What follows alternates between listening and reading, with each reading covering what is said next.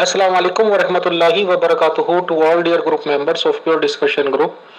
हम आज एक बार फिर से मोहतरम जाहिद खान साहब का पुरखलूस इस्तकबाल करते हैं प्योर डिस्कशन ग्रुप में, उनको वेलकम कहते हैं। आए जाहिद खान साहब, खुश आमदीद एंड अस्सलाम वालेकुम। फैसल भाई, आपने उन्हें एडमिन बनाया या नहीं? ऐसा ना हो कि आप भूल गए हों, फिर वो कैसे आ सकते? Okay, I'm here. I'm Faisal Sahib and Mughal Chawla Sahiba. मोहतरम जाहिद खान साहब and all dear group members of pure discussion group, अस्सलाम वालेकुम व रहमतुल्लाहि व बरकातुहू।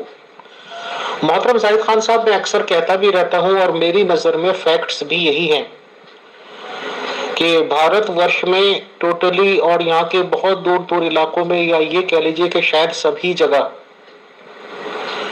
जो हमारा सनातन धर्म होता था वही चलन में था, वही लोग जानते थे और उसी को फॉलो करते थे। और 5000 साल पहले जब महाभारत का युद्ध हो गया और जो भी क्रीमी लेयर थी, जो लोग उसके एक तरह से करता धरता थे, वो सब युद्ध में या वॉर में कह लीजिए मारे गए।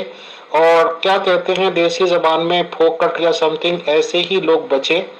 और उसके बाद दुकानदारियों का दौरा शुरू हो गया और कुछ लोगों ने तरह तरह के बुत बनाए, मूर्तियां बनाई, रंग बिरंगे कलर भरे उन चीजों में और अलग अलग नाम दे दिए कि लो जी ये फला भगवान, ये फला भगवान। और दुकानदारियां उन्होंने शुरू कर दी। और जो उन दुकानदारियों के करता धरते थे वो अपने आप को लोग पंडित कहलाने लगे, सबसे ऊंची कौम कहलाने लगे। ये तो यहाँ हमारे भारतवर्ष में हुआ, बट लगभग उसी टाइम में पता चलता है कि उस इलाके में जहां नबूवत बताई जाती है कि नबूवत आना शुरू हुई, वहां भी लगभग इसी टाइम में नबियों का नाजिल होना शुरू हो गया और ये कहना शुरू कर दिया कि जी लो नबी आ गए, नबी आ गए। और उसके बाद जहां तक मुझे जानकारी मिली है वो ये है कि इब्राहीम अलैहिस्सलाम एक बुत परस्त घराने में ही पैदा हुए और उन्होंने नबूवत का ऐलान किया और बाकायदा, खैर माशाल्लाह नबी लोग शादी तो बहुत ज्यादा करने में इंटरेस्टेड रहते ही हैं। उनकी भी शादी हुई, फिर दूसरी बीवी को और एक बच्चे को वो छोड़ कर, खैर मुख्तसर सर जो भी हुआ वाकयात, उन लोगों की नस्लों में नबी चले आते रहे। अब वही होता है सर राजा महाराजाओं में भी वैसे भी कि आखिर में मुसलमान लोग ये बताते हैं कि इस्माइल साहब की औलाद में से जो नबी आई वो प्रॉफेट मोहम्मद सल्लल्लाहु अलैहि वसल्लम थे। और जाहिर सी बात है कि यहूद और नसारा क्योंकि जब से वो करते हैं अलग अलग नाम नबियों के बताते हैं कि जी वो वाले तो फला बच्चे को निकाला था, फला बच्चे को नहीं, फला बीवी को निकाला था इब्राहिम साहब ने, फला बीवी को नहीं। खैर कुल मिला के इस्माइल साहब, शायद इस्माइल साहब के क्योंकि ये बच्चे थे रसूल साहब, तो इनको यहूद और नसारा ईसाइयों ने कभी माना नहीं।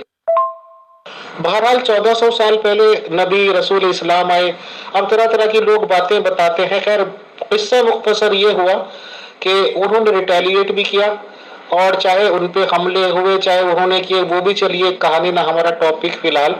उन्होंने बाकायदा तलवारों का भी जोर चलाया, जंगें भी की और बिजनेसमैन लोगों पे भी हमले किए जिसमें अबू सुफियान अलैहिस्सलाम वगैरह थे कि जी ताजिर करके लूट लो और जंगे बनाओ और ये करो वो करो, और शहादत का सूरत के डर में दिखाकर अफसराओं का, हूरों का लालच भी दे दिया। बहरहाल इन ऑल ये सब बताकर मेरा क्वेश्चन ये है मोहतरम, इधर हमारी साइड में पंडितों ने मूर्तियां बना ली, उस साइड में नबूवत आना शुरू हो गई। 1400 साल पहले बताते हैं लास्ट नबी आ गए। आज 1400 साल के लगभग जाहिद खान साहब पाकिस्तान में पैदा हुए और आज की तारीख में वेल सेटल्ड हैं इन जर्मनी। वो भी कहते हैं मैं नबी हूं और वो ये कहते हैं कि तमाम किताबों को मनसूख कर दिया है और नबूवत का सिलसिला खत्म, जो कुछ वो सिखा गए थे वो सब बातें खत्म। तो आप ये बताएं कि जो 5000 6000 साल की मेहनत आपने सब लोगों की एक तरह से बर्बाद करने पे तुले हुए हैं, तो आपकी टीचिंग्स अगर हम माने तो आखिर माने क्यों, और आपकी टीचिंग्स मानने से हमें फायदा क्या होगा, बताएं। शुक्रिया।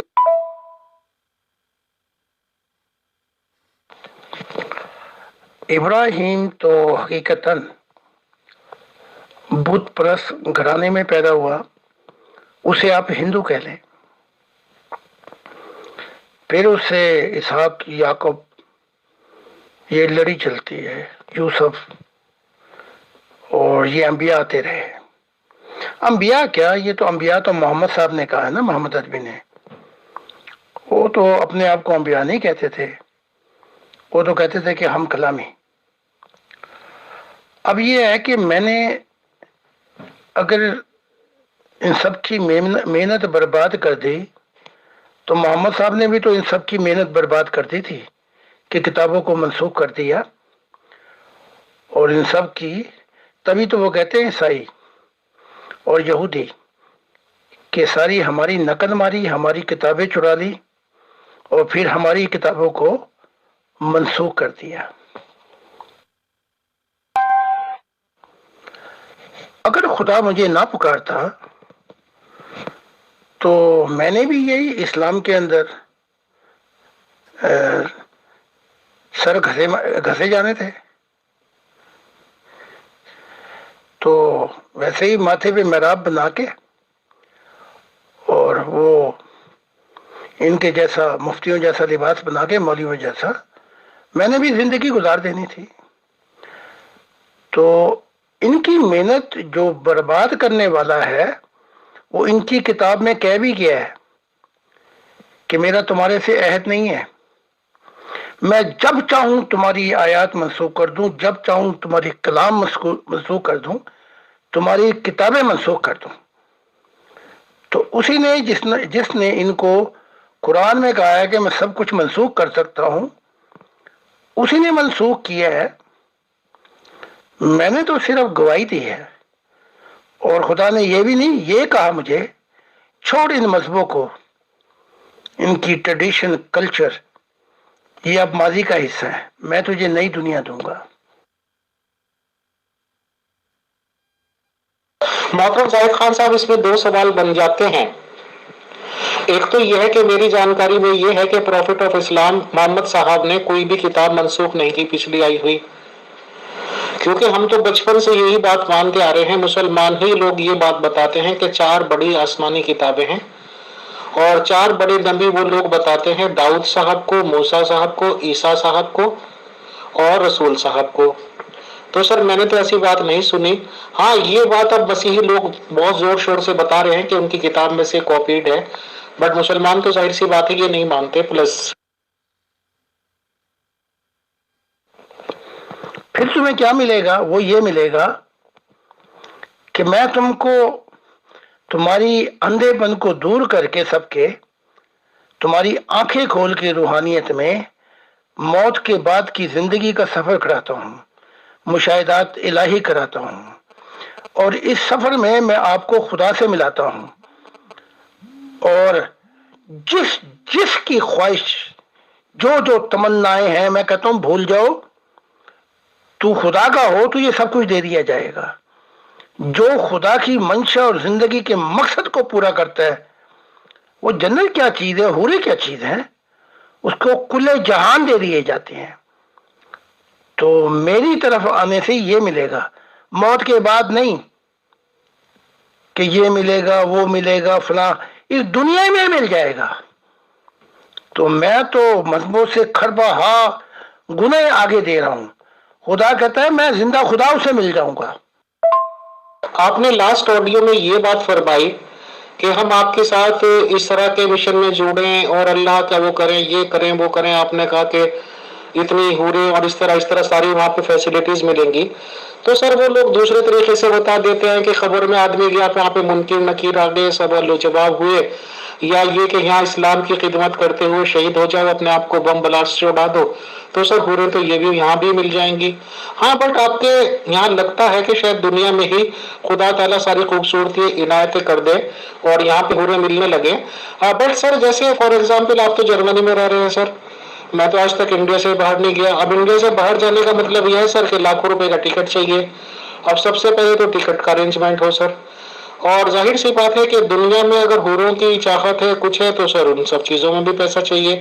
اب یہ تو ہے نا کہ مسلمان ہو کے اور قبر میں سو کے جا کے تو وہاں یا شہید ہو کے اسلام کے نام پر جو حوریں ملیں گی سر اس میں پیسہ تو نہیں خرچ ہونے کا نا سر. اس بارے میں آپ کیا کہنا چاہیں گے؟ سر میں نے اپنی ابو آڈیو میں سوال کر دیا ہے. بنیادی سوال یہی ہے کہ یہاں پہ تو جو بھی کچھ ملے گا سر بنا پیسے کے تو کوئی بات بھی نہیں کرتا ہے نا سر. سارے رشتے ناطے بنا پیسہ اگر آپ کی جیب میں نہیں ہے تو کوئی بھی رشتہ آپ کا نہیں بنتا. تو یہاں پہ پیسہ چاہیے اور جس کے پاس پیسہ کم ہے اسے کیا ملے گا اور کیسے ملے گا دنیا میں یہ بتاتے ہیں آپ. شکریہ. یہ جس مذہب میں آپ رہتے ہیں نا، یہ جتنے مذہب ہیں، یہ ابھی تک خدا کی معرفت الہی کو سمجھے ہی نہیں ہیں. آدھے غلام ہیں اور آدھے مستور ہیں. اگر غلاموں کو خوف نہ ہو دوزخ کا تو وہ عبادت نہیں کرتے، خدا کا نہیں ہونا چاہتے. اور مزدوروں کو جنتیں نہ ملے، حوریں نہ ملے تو وہ کام نہیں کریں گے. میں آپ کو پھر سمجھا دیتا ہوں. خالق جو ہے وہ کائنات کا بنانے والا ہے، آپ نتیجہ ہیں. God is the first cause of the universe, you are the result. ہم ٹھوکر مارتے ہیں حوروں پر اور جنتوں پر اور ان چیزوں کے اوپر، کیونکہ ہم نے جب سے اس زندگی کے مقصد کو پورا کرنے کی کوشش کی ہے جس کے لیے خدا نے میری تخلیق رکھی ہے، اس کے بعد سارا جہان ہمارا ہو گیا، خدا کا ہو گیا، سب کچھ اس کا ہو گیا. تو یہ تو میں نے مثال دی تھی کہ میں تمہیں بلا کہاں ہوں، کہاں بلا رہا ہوں. پہلا سوال یہ ہے. میں کہہ رہا ہوں مذہب کہتا کہ ایمان لے کے آؤ، مذہب کی دنیا ختم ہوئی. میں کہتا ہوں آؤ اور میں تمہارا اندھا پن دور کروں، پہلے کہ تمہاری روحانی آنکھیں کھلے اور تمہیں موت کی زندگی یہاں سے دکھائی دے اور یہاں سے مشاہدات الہی شروع ہوں آپ کے، تو زندگی کا مقصد بدل جائے. میں کہہ رہا ہوں کہ زندگی کا مقصد حوریں نہیں ہے، جنتیں اور محل نہیں ہے. زندگی کا مقصد یہ ہے کہ انسان ایک سنگم پر اس ایشور سے ملے، اس خدا سے ملے. تو ہم میرے خیال ہماری گاڑیاں دو مختلف سمت پہ جا رہی ہیں، ہمارے کہتے بدل گئے ہیں. آپ جانے کہ دنیا میں کیا ملے گا، یہاں کیا ملے گا، وہاں کا ملے گا. یہ تو پھر مزدوروں و تجارت والی بات ہے، بزنس مین. ہم تو کہہ رہے ہیں پہلے اس مقصد کو پہچان جاؤ جو خالق نے تجھے پیدا کر کے رکھا ہے، اس کے بعد ہم بات کریں گے اور چیزوں کی. ہم نے محبت الہی کے اندر جب سے خدا کو پہچانا ہے ہمیں سب کچھ مل گیا. وہ سکون جو خریدا نہیں جا سکتا، اس کی نہریں میری اندر چلتی ہیں. وہ آزادی جو کہو مکا کی آپ کہہ رہے ہیں نا، جرمنی نہیں آ سکتا. یہاں پروازیں کر کے ملین لائٹنگ ایئر چلے جاتے ہیں، کھربوں لائٹنگ ایئر. نہ ختم ہونے والی محبت ہے، یہ حوروں سے نہیں ملتے. اور عجیب ایک ایسا نور دے دیا ہے کہ جیسے وہ ہے ویسے ہی اس نے کر دیا. تو ہم بات مختلف کر رہے ہیں، آپ زمین کی بات کر رہے ہیں، میں آسمانوں کی بات کر رہا ہوں. تو ہمارے لیے تو ہم نے کبھی کسی کو حوروں کو لالچ ہی نہیں دیا، نہ یہ کہا تمہیں جنتیں ملیں گی یا یہ کہا تمہیں فلاں چیز ملے گی.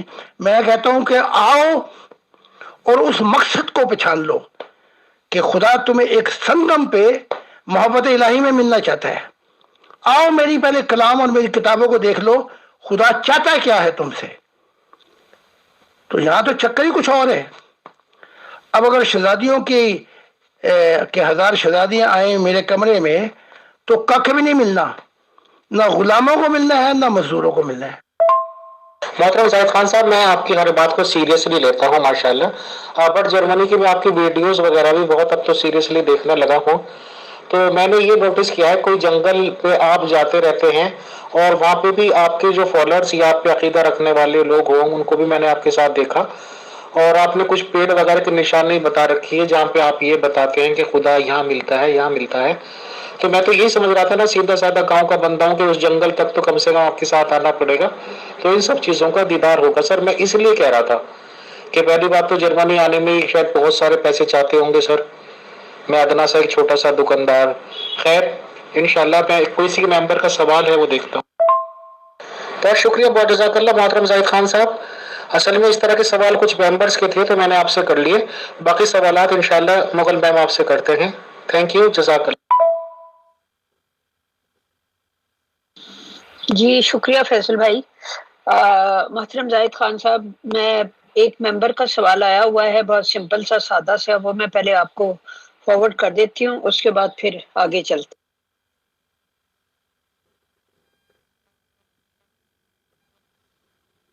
محترم انہوں نے پوچھا ہے کہ حکومت پاکستان نے تحریک لبیک پر پابندی لگانے کا اعلان کیا ہے، کیا یہ فیصلہ کیا یہ فیصلہ صحیح ہے سوری یا غلط؟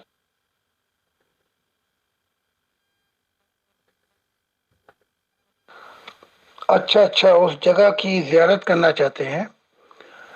وہ ممبر آتے ہیں، دعا کرتے ہیں، لیکن یہ وہ جگہ ہے جہاں پر میں نے 12 سال انتظار کیا تھا خدا کا.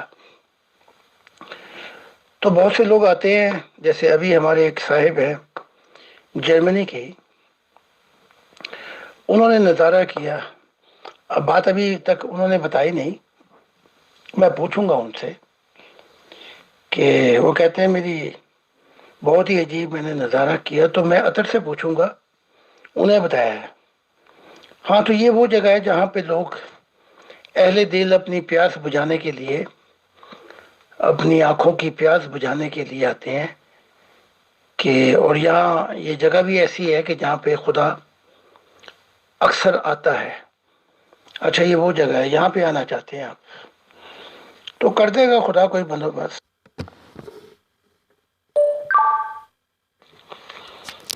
یہ جو پابندی لگا رہی ہے گورنمنٹ، یہی نہیں بلکہ اور بھی لگانی چاہیے پابندیاں.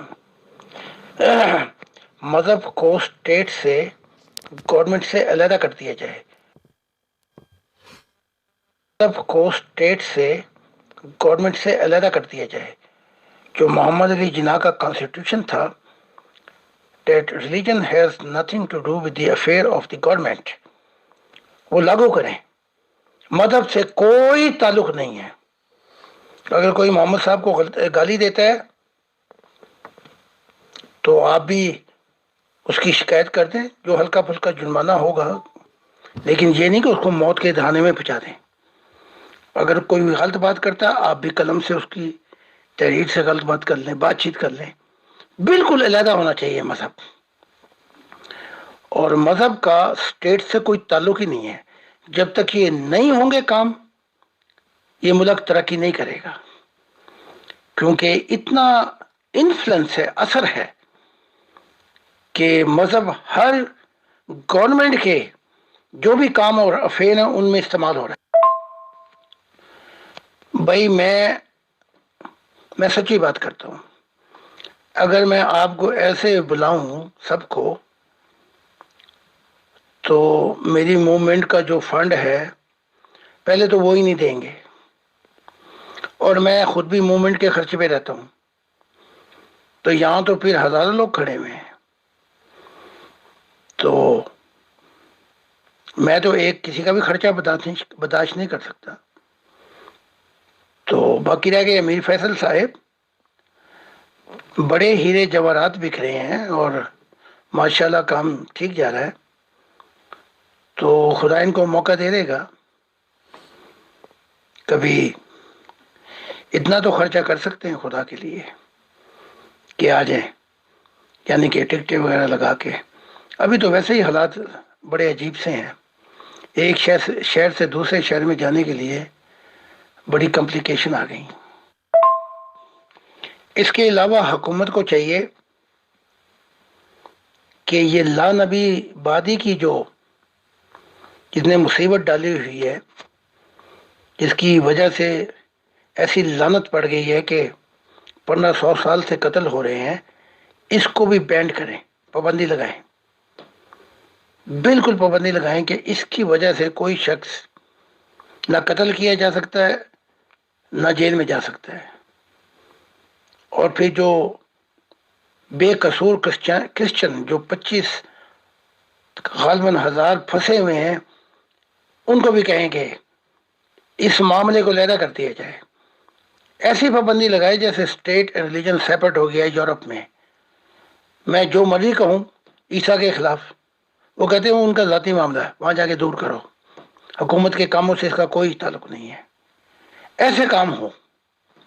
اگر وہ کہتے ہیں کہ دیکھو جی یہ کارٹون بنایا ہے، وہ کہتے ہیں تم بھی بنا لو کارٹون. وہ کہتے ہیں جی اس نے کتاب لکھی ہے، وہ کہتے ہیں تم بھی کتاب لکھ لو. اس سے زیادہ تم کچھ نہیں کر سکتے. تو یہ ہونا چاہیے.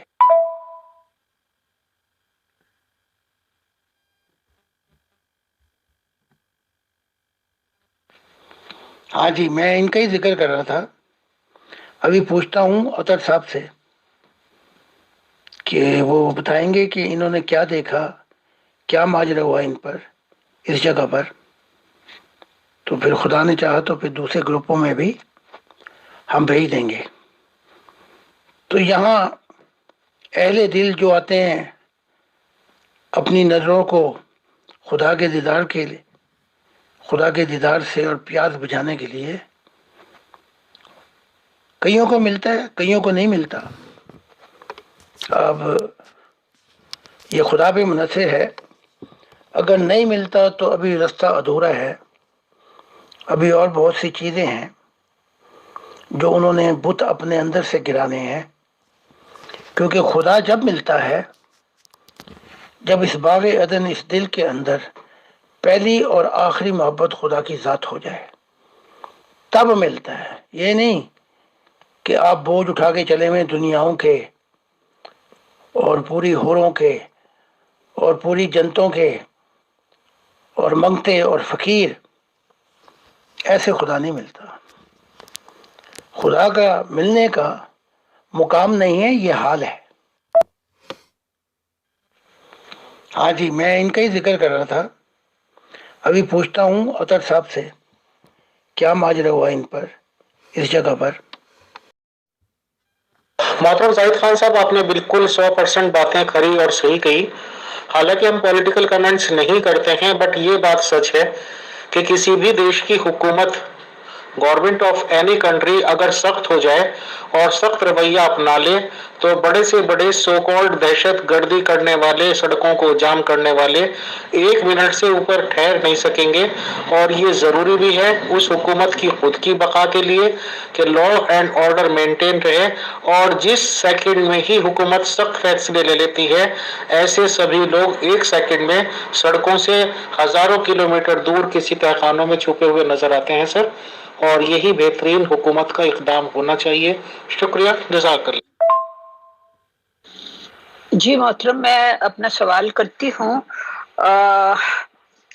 پہلا سوال یہ ہے کہ جو لوگ انبیاء کے طور پر چنے جاتے ہیں، کیا وہ روحانی طور پر پہلے ہی ویل گرومڈ ہوتے ہیں، یا یہ ان کی اپنی ذمہ داری ہوتی ہے کہ وہ خود کو ہر وقت روحانی لحاظ سے نکھارتے رہیں؟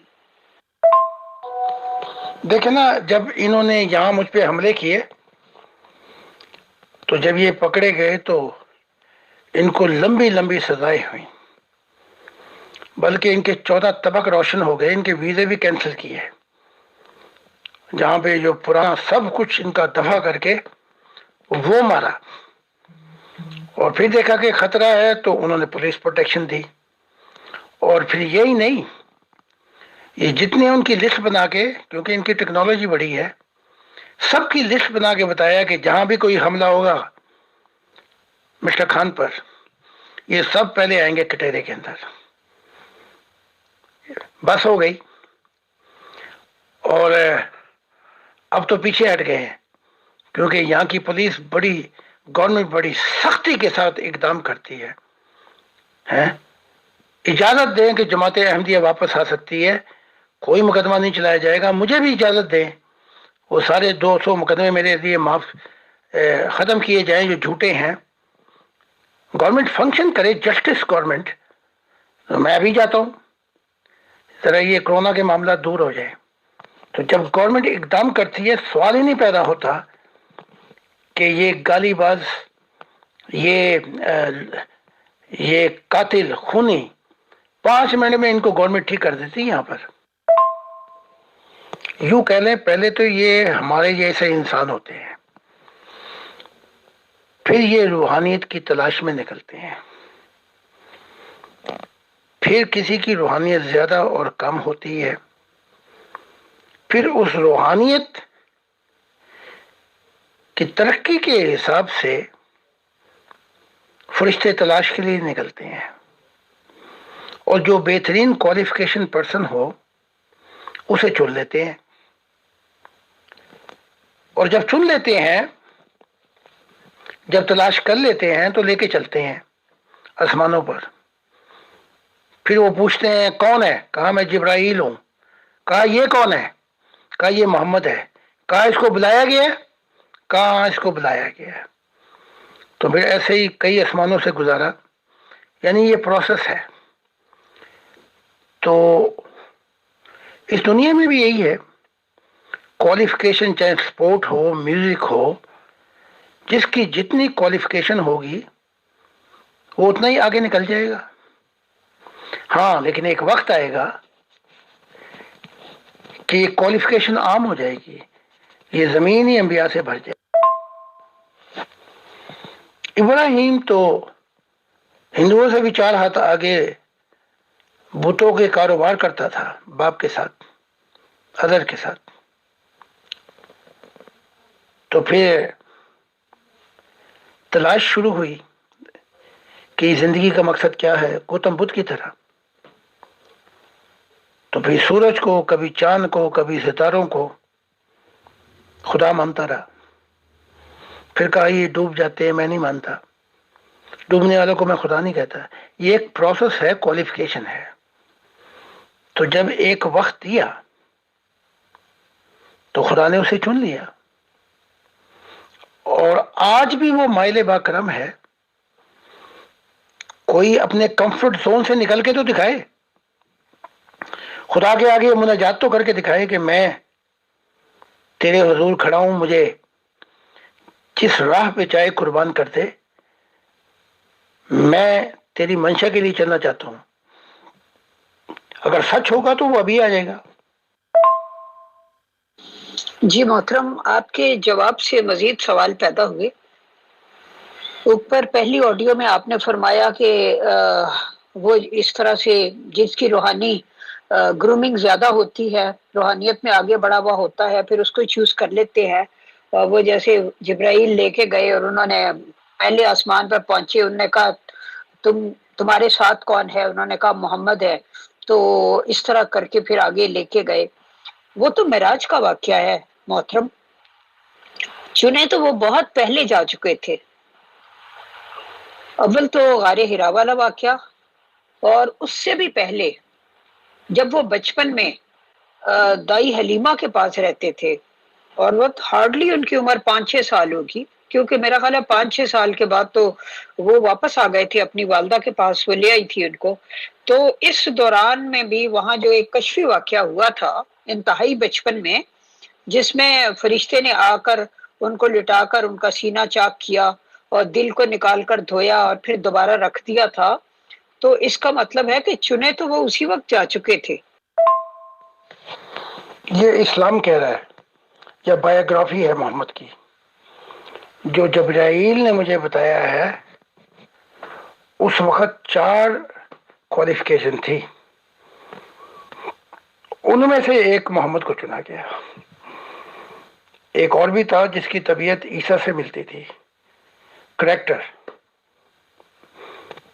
اور ایک اور تھا جس کی ابراہیم سے ملتی تھی، اس کا کریکٹر. ایک اور بھی تھا، اور یہ چوتھے محمد تھے.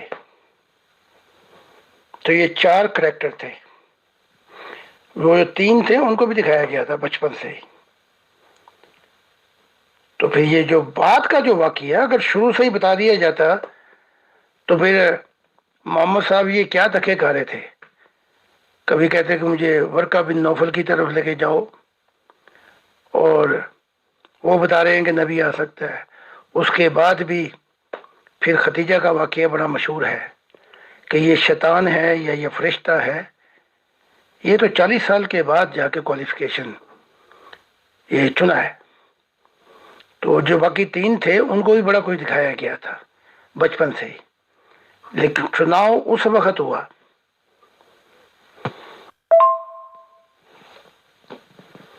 میرے دور میں حتیٰ کہ میں نے 12 سال کی عمر میں خدا کو دیکھ لیا تھا، لیکن جبرائیل کہتے ہیں کہ میرے دور میں 12,000 ایسے لوگ تھے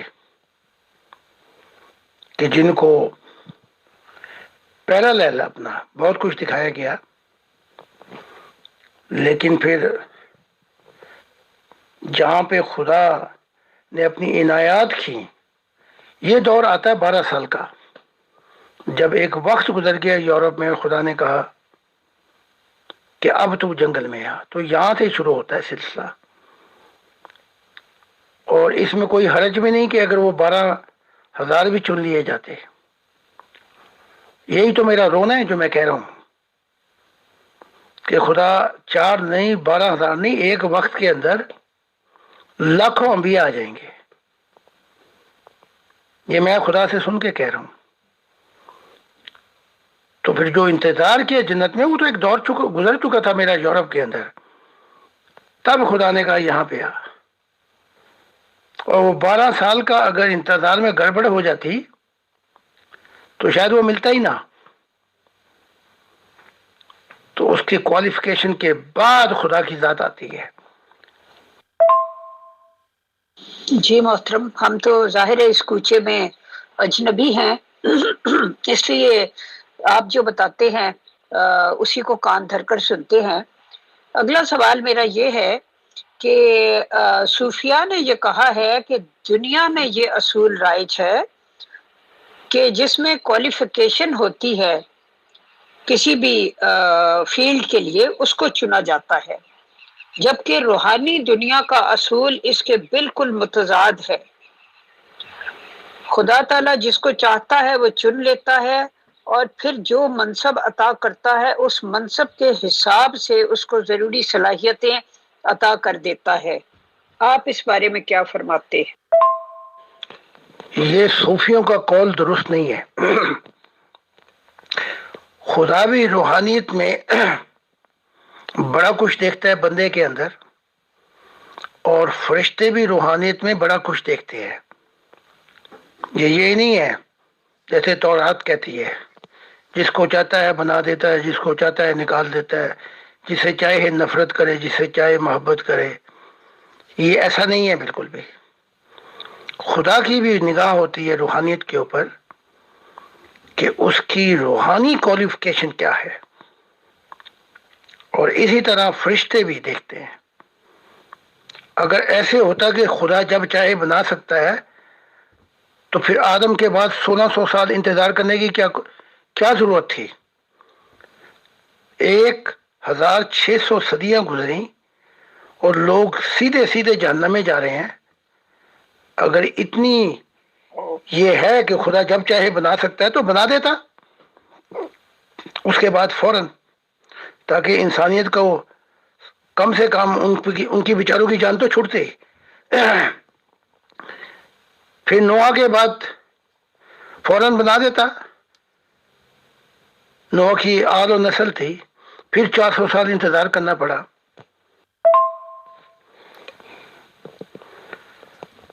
تو یہ ایسا نہیں ہے جیسے صوفیہ کہتے ہیں۔ صوفیہ کا قول میری نگاہ میں بالکل درست نہیں ہے۔ اب شیخ عبد القادر جیلانی کو مسیح بنانا چاہا، وہ اسلام اور محمد کے عشق میں چلا گیا، تو لے لی اس سے، پھر بنا دیتے نا۔ پھر اس کے بعد وجود بھی نہیں، پھر نہیں بنایا۔ اب یہ اپنا پروفیسر ڈاکٹر طاہر القادری ہے، اس کو نبی بنانا چاہا اور مسیح بنانا چاہا، یہ بھی ڈوب گیا محمد کے عشق میں۔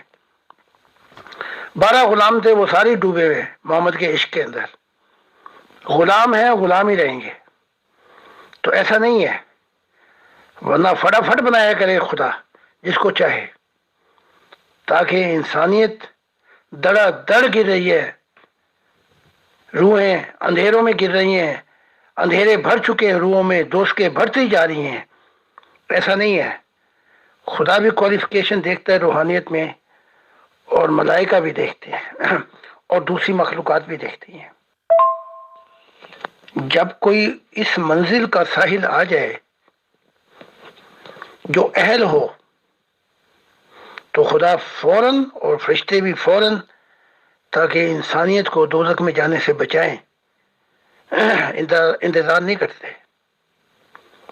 تو اب اندھیروں کی مخلوق ہے. اب میں جب آ رہا ہوتا ہوں پرواز کر کے, زمین پہ میری نگاہ پڑتی تو مجھے وہیں سے پتہ لگ جاتا ہے اندھیری روئیں, بھوت جیسی روئیں, اگر ان میں کسی کا تھوڑا سا بھی نور ہو تو میری ایک دم نگاہ میری پڑ جاتی ہے اس شخص پر. تو خدا کے بھی معیار ہیں, اور خدا ان کی مدد کرتا ہے یا ان کو دکھاتا ہے اہل جو اس کی تلاش میں سرگردہ ہیں. یہ تو محمد صاحب نے ہزار ہاں بندے نبی قتل کروا دیے, نہیں تو خدا کی دنیا آ جاتی ان صوفیوں سے. بلکہ وہ بھی پھر چپ کر کے بیٹھ گئے, اسلام کے فریم میں انہوں نے اپنی صوفیت کو ڈھال لیا. یہ سارا کرتا دھرتا, اور اس کا جو نقصان ہے محمد صاحب کو بھی بڑا نقصان ہوا اس کا. اب پلٹ کے دکھائے نا, اب تو خود بھی آ جائیں تو لا نبی عبادت کی لعنت کو دور نہیں کر سکتے. یہ تو میرا احسان ہوگا انسانیت کے اوپر کہ میں نے سب کچھ کھول کے سامنے رکھا ہے. محترم, یہاں کچھ سوال پیدا ہوتے ہیں. آپ نے جو اپنی لائف کی ہسٹری لکھی ہے, یعنی ابتدائی جو چیپٹر ہیں ریڈ بک کے, اس میں آپ نے لکھا ہے کہ آپ بچپن میں ہی شاید آپ کو ایسے ایکسپیرینسز شروع ہو گئے تھے روحانی قسم کے, اور شاید آپ کی عمر 12 سال تھی اور آپ کسی فٹ پاتھ پر سوئے ہوئے تھے. تو وہاں سے آپ کو عالم بالا میں لے جایا گیا اور پتہ نہیں کتنی وقت کی قید سے آگے نکل گئے, اور ایک جگہ تک جہاں فرشتہ لے کر گیا, اس کے بعد اس نے کہا کہ آگے بس مجھے یہیں تک جانا ہے, اب آگے خود جاؤ. تو زمان و مکان کی قید سے آگے نکل گئے وغیرہ وغیرہ. تو اب ظاہر ہے ایک 12 سال کے بچے میں, یا اگر آپ کی اس سے بھی چھوٹی عمر تھی, تو آپ میں کیا روحانی کوالیفیکیشن ہوگی؟ تو اس کا مطلب ہے کہ چن وہیں سے لیا گیا تھا. دوسرا, کئی دفعہ آپ نے پیغمبر اسلام محمد صلی اللہ علیہ وسلم کے بارے میں بتایا کہ انہوں نے شروع سے کبھی بت پرستی نہیں کی, اور وہ کہتے تھے کہ جب بھی میں ایسا کیونکہ وہاں کے لوگ جو تھے وہ بتوں کے سامنے جاتے تھے اور ان کے سامنے جھکتے تھے, لیکن جب بھی میں ایسا کرنے لگتا تو جبرائیل ظاہر ہوتے اور وہ مجھے روک دیتے کہ یہ نہیں کرنا ہے. تو اس طرح یہ جو واقعہ ہے ان کے دل کو نکال کر دھونے کا, تو پھر کیا یہ سب باتیں جو ہیں یہ غلط ہیں؟ آپ نے میری بات پہ توجہ نہیں دی, میں پھر سمجھاتا ہوں آپ کو کہ ایک ہی وقت میں کوئی اکیلا نہیں تھا, کیونکہ 16 سال کی عمر میں خدا نے مجھ سے کہا تھا کہ جب تو پہنچ جائے گا وعدے کی سرزمین پر, اس کے دور کے بعد میں تجھے نئی تعلیمات دوں گا. اور میں آپ کو یہ بھی بتا دوں کہ جو ہمارے امیر ولی تھے اور جو ان میں سے ان کے خاص جو بچے تھے, ان میں سے بھی کوئی چند ایسے تھے جن کو بہت کچھ دکھایا گیا تھا, یعنی کہ ان کی بھی کوالیفیکیشن تھی, انہوں نے بھی مشاہدات کی دنیا میں قدم رکھ لیے تھے. تو ایک ہی وقت میں اگر خدا کسی کو دکھاتا ہے تو اس سے مراد یہ نہیں ہے کہ اسے چن بھی لیا ہے. ایک ہی وقت کے اندر کئی کوالیفیکیشن ہو سکتی ہیں, وہ بعد میں فیصلہ ہوتا ہے کہ جو سب سے, دیکھیں نا آپ گھوڑے پہ داؤ لگاتے ہیں, آپ تو اس میں لگائیں گے نا جو سب سے بہترین گھوڑا ہوگا جو جیت جائے گا. تو ایک کو تو میں نے خود دیکھا ہے جس کے مشاہدات میرے جیسے تھے اسی بچپن میں جہاں پہ ہم صوفی بیٹھتے تھے. تو بعد میں اس کو جرمنی میں بھی ملا, تو میں نے اس کو اس وقت دیکھا تو وہ شرابی کبابی اپنی زندگی خراب کر بیٹھا تھا. کیا آپ کو یہ بات یاد ہے کہ محمد صاحب نے کہا تھا کہ میں اگر نہ آتا تو عمر نبی بن جاتا؟ ٹھیک ہے نہیں, کوالیفیکیشن ایک ہی وقت کے اندر. اگر مجھے نہ چنا جاتا تو عمر نبی بن جاتا. آپ دیکھ لیں، اگر میں نہ آتا تو عمر نبی بن جاتا. امکان بتا رہے ہیں کہ عمر میں بھی وہی کوالیفیکیشن تھی. تو بچپن میں اگر مجھے دکھایا گیا تو مجھ میں کیا خاص بات تھی. مجھ میں وہاں کئی ہزار بچے تھے جو ان صوفیوں میں، ہاں، راہ دکھانے والا تھا. میں نے اصل جلدی قبول کر لیا. بس جو ہی اصل قبول کرتا ہے کوئی بچہ تو وہ پھر اس کا سفر شروع ہو جاتا ہے. اس میں کتنے ہیں جو اثر قبول کرتے ہیں. تو یہ نہیں کہ میں کوئی خاصم خاص تھا، اور بھی تھے. اس جرمنی کے اندر بابا نانک آئے اور دو لوگ تھے. ایک ملکیت سنگھ تھا اور ایک اور تھا جسے ہم بلا کہتے تھے. اور یہ دو لوگ تھے. ان دونوں لوگوں کی کوالیفیکیشن تھی، اور خدا نے میں نے خود دیکھا کہ اس کا ہاتھ پکڑ کے پرواز کراتا تھا. اور خدا نے مجھے خود کہا کہ میں نے اسے ہند کے لیے چن لیا ہے. اس کے بعد کوالیفیکیشن کہ میں نے اسے چنا ہے، میں اسے ہند کی طرف بھیجوں گا، وہ بعد میں نااہل نکلا، حتیٰ کہ چنا گیا تھا. ابھی ہمارے ایک چائنا کے ہیں کہ تو عیسیٰ ہے، تو عیسیٰ ہے، انہیں چنا گیا ہے. تو اس طرح بہت سے لوگ ہوتے ہیں جن میں بعض اوقات خدا کہہ دیتا ہے کہ میں نے چن لیا. جیسے میری بہن تھی، خدا نے کہا میں تجھے ایک وہ کتاب دوں گا کہ جو زمانوں میں پڑھی جائے گی. تو اتنی کوالیفیکیشن کے بعد بھی لوگ چھوڑ جاتے ہیں. تو یہ بڑا پیچیدہ مضمون ہے. تو یہ تو میں نے خود دیکھے ہیں چیزیں اپنی آنکھوں سے کہ خدا نے اس کی ہاتھ پکڑ کے پرواز کرا رہا ہے. ہاتھ پکڑ کے پرواز کرانے کے باوجود وہ اہل سے نااہل ہو گیا. جی محترم، بہت شکریہ اتنی وضاحت کرنے کا.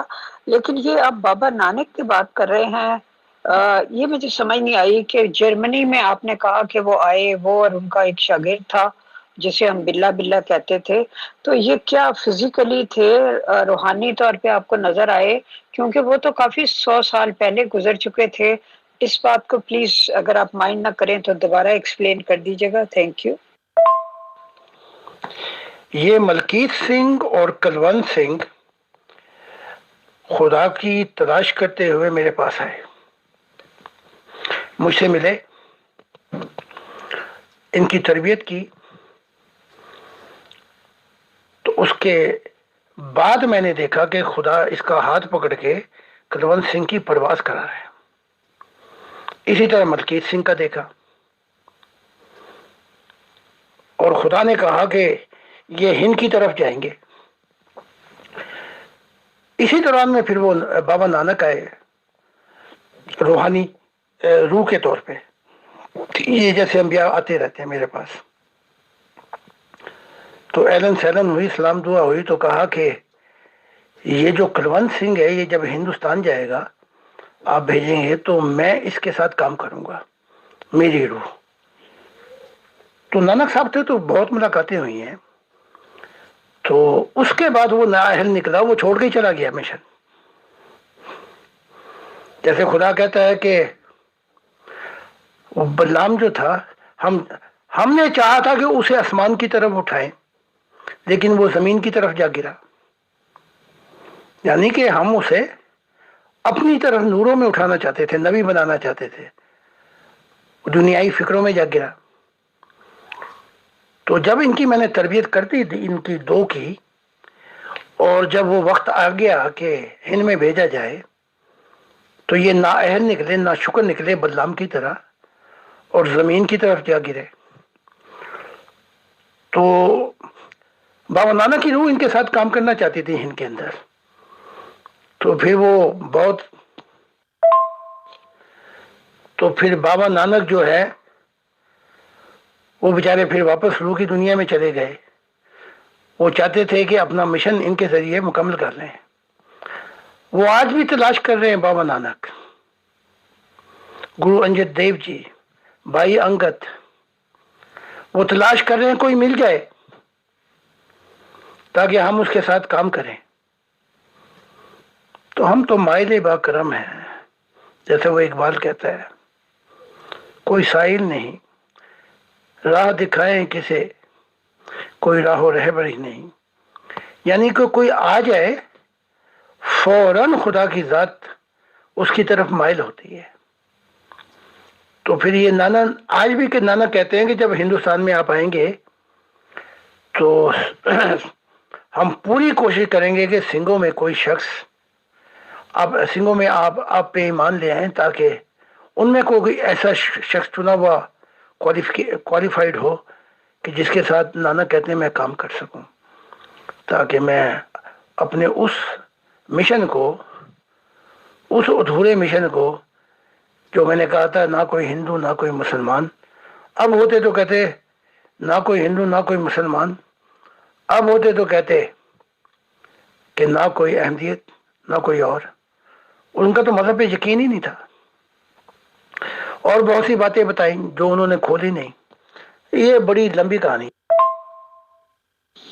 جی محترم، اب آپ یہ بتائیے کہ کیا جب نبی کے منصب پر فائز ہو جاتا ہے کوئی، یا جو لوگ بھی فائز ہو جاتے ہیں فائنلی، وہ چن لیے جاتے ہیں ساری آزمائشوں سے گزر کے اور ان میں کوالیفیکیشن آ جاتی ہے، تو کیا یہ منصب پر فائز ہونے کے بعد بھی ان کی روحانی حالت میں اپس اینڈ ڈاؤنز آتے رہتے ہیں، یا وہ سٹیبل ہو جاتے ہیں؟ بالکل سٹیبل نہیں ہوتے، اپ اینڈ ڈاؤن آتے رہتے ہیں. اور اس میں سے بھی ایسا ہو جاتا ہے کہ کئی نبی گھبرا کے کہہ دیتے ہیں تیری مدد کب آئے گی. اور اس میں سے بھی پھر بہت سے نبی ایسے ہیں جو تنگ آ کر خدا کے پیغامات کو نہیں بتانا چاہتے، کیونکہ ان کی فیملیاں، ان کی زندگیاں خطرے میں آ جاتی ہیں. تو بڑے اپ اور ڈاؤن آتے ہیں. تبھی تو ہر کسی نبی کا درجہ ایک جیسے نہیں ہے، نہ ان کے مقامات ایک جیسے ہیں. تو وہ سب ان کی بعد میں استقامت، وہ کہاں کہاں تک انہوں نے کوششیں کی، اور جہاں پہ ان کی بس ہو جائے تو پھر جبرائیل یہ لوگ ان سے کوشش کرتے ہیں جتنا بھی کام لے سکے لیں، اور اس کے بعد پھر ان کو جو کچھ ان کا صلہ ہوتا ہے وہ دے دیا جاتا ہے. عیسیٰ صاحب کی زندگی دیکھ لیں کہ پھر وہ کہاں سے کہاں گئے. محمد صاحب کی زندگی دیکھ لیں، وہ 30 سال نہیں لیے. موسیٰ کو پھر یاشوا جو تھا اس کو کہا کہ اپنا وہ جو پگڑی ہے، وہ جو سوٹا ہے، وہ اس کو دے دے. اور پھر کو یہ موسیٰ پھر پیچھے واپس ہوئے. تو بہت اپ اینڈ ڈاؤن آتے ہیں. اس لیے جب خدا کی دنیا آ جائے گی اس کے اندر بیلنس قائم ہو جائے گا، کیونکہ کثرت انبیاء کی ہوگی. تو اگر کچھ آگے پیچھے معاملہ بھی ہو گیا تو وہ انبیاء کی کمی فوراً پوری کر دی جائے گی. اس لیے خدا کہہ رہا ہے کہ زمین خدا کے نور سے روشن ہو جائے گی اور انبیاء سے بھر جائے گی. یعنی کہ ایک دو نہیں، انبیاء سے بھر جائے گی، اور انسان خدا کی قدر و قیمت جان لے گا. جی محترم، بہت شکریہ. بہت ہی بیش قیمت راز ہمیں پتہ چل رہے ہیں جن کا سچی بات ہے کہ پہلے علم نہیں تھا. اب میں ایک لائٹ موڈ کا سوال کرنا چاہتی ہوں کہ فیصل بھائی کا جہاں تک تعلق ہے وہ سن شائن احمدیہ والے مشن کے لیے تو تیار نہیں ہوئے. بالکل ایسا ممکن ہے، اور بلکہ میں نے بھی دیکھ لیا ہے، اور صاحب بھی ہیں جنہوں نے دیکھا ہی ہے. تو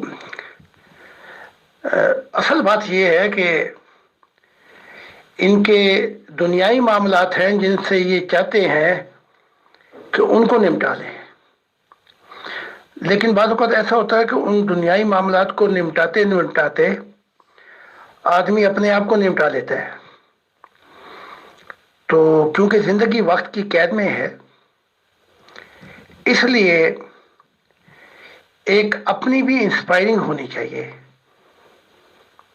تو اس مشن کے لیے بڑی استقامت چاہیے ہوتی ہے، پھر اپنی انسپریشن کہ وہ شخص بھی ہر کراس کے لیے تیار ہے کہ نہیں تیار ہے۔ تو اس کے اندر اب میں جب انڈیا جاؤں گا تو اس کے بعد دیکھوں گا کہ خدا کیا کیا عنایات کرتا ہے یا کیا کیا کس سمت پہ لے کے جاتا ہے۔ تو انڈیا میں ہے تو بہت ہی کوالیفیکیشن لوگ۔ جی محترم، بہت شکریہ۔ اگلا سوال میرا یہ ہے کہ پیغمبر اسلام محمد رسول اللہ صلی اللہ علیہ وسلم جو ہیں وہ خاتم الانبیاء بھی ہیں اور افضل الانبیاء بھی ہیں، اور بہت سے عظیم ٹائٹل ان کو حاصل ہیں۔ قرآن پاک میں آتا ہے کہ وہ مسیل موسیٰ ہیں، اور اسی طرح مرزا غلام احمد قادیانی صاحب نے فرمایا کہ میں مسیل عیسیٰ، اور یہ بھی کہا ساتھ کہ میں موسوی مسیح سے بڑھ کر ہوں، یعنی میں محمدی مسیح ہوں اور میں موسوی مسیح سے بڑھ کر ہوں۔ اب یہ جو مسیل کا لفظ ہوتا ہے تو اس کا تو یہ مطلب ہوتا ہے کہ فلاں جیسا، جیسے اگر مسیل موسیٰ ہے تو موسیٰ جیسا، تو جو اصل ہے وہ موسیٰ ہے، اور پھر جو دوسرا ہے وہ اس جیسا ہے، اور اصل ہے تو وہ عیسیٰ ہے، اور جو مسیل ہے تو وہ اس جیسا ہے۔ تو اس میں بعض لوگ کہتے ہیں کہ اس کا مطلب ہے فوٹو کاپی، یعنی اصل ڈاکومنٹ اور اس کی فوٹو کاپی۔ اس بارے میں آپ کیا فرماتے ہیں؟ کیونکہ یہ مسیل کا لفظ بہت سے لوگوں کو الجھن میں ڈالتا ہے کہ اصل چیز بہرحال ویلیویبل ہوتی ہے، جو مسیل ہوتی ہے وہ اس کی طرح کی ایک اور ہوتی ہے۔ یہ انبیاء کی خود گل افشانیاں ہیں کہ ایسی باتیں کر کے عام انسان جو ہے ان کو مشکلوں میں ڈال دیتے ہیں، ورنہ حقیقت یہ ہے کہ پوری کائنات میں each man is a unique value, کوئی کسی کی کاپی نہیں ہے۔ تو جب انہوں نے خدا کی باتیں چھپا دیں، اگر وہ راز بتا دیتے تو پتہ لگ جاتا یہ اصل ہے یا اس سے بھی زیادہ اصل ہے۔ اب دیکھیں نا، محمد صاحب نے اگر یہ کہا کہ میں مسیل موسیٰ ہوں، جیسا آپ کہہ رہی ہیں، تو عیسیٰ کی تعلیمات نہیں لی، موسیٰ کی شریعت پہ جا کے دم دیا۔ اب جب یہ کہتا ہے کہ میں عیسیٰ ہوں، یہ غلام احمد قادیان، اس کی تعلیمات نہیں لی اس شخص نے، تعلیمات جو لی وہی شریعت کی لی، وہی مذہبی لی۔ تو جب یہ ایسی گڑبڑ ہو جائے، جب نبی خود ہی کنفیوز ہو جائے، تو وہ بیچارے جو بعد والے ہیں وہ تو اس سے بھی زیادہ کنفیوز ہو جائیں گے۔ تو کوئی کسی کی مثال نہیں ہوتا۔ اب خدا نے مجھے کسی کی مثال نہیں کہا، خدا نے کہا تو میرا دل ہے، بات ہی ختم ہو گئی، اب منزل کی بات ہو گئی۔ اب اگر میں یہ کہوں کہ میں مسیل ہوں خدا کا دل، تو خدا کا جو ایموشنز ہیں، جو خدا کے دل میں ہے، میں اس کی ترجمانی کر رہا ہوں۔